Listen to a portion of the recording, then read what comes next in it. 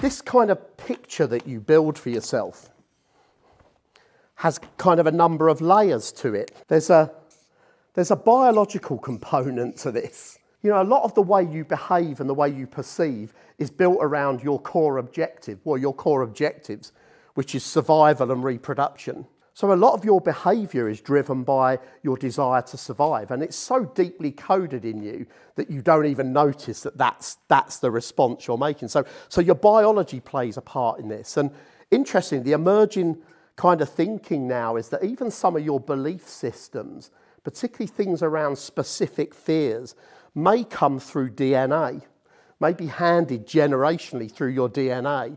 So actually, you know, this idea that you are your forefathers may be much truer than we actually think. So some of this biology stuff is still emerging. We don't really know how high up this goes through the hierarchy. Secondly, as you grow up, you learn, you kind of absorb the culture that you grow up with. So, you know, if you're born in different countries, last week we had a lady from Eastern Europe, and she was saying that sometimes she explains something to someone and they just don't get it in the way she's trying to explain it. And it's because culturally she's just going about it completely the wrong way for the person she's talking to.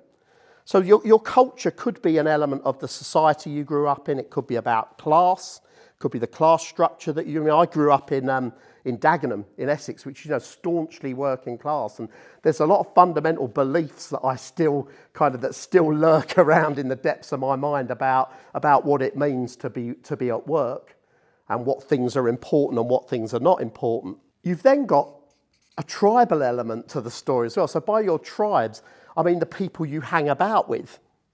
So, for example, what's the fundamental tribe that we all have an attachment to at some level is family.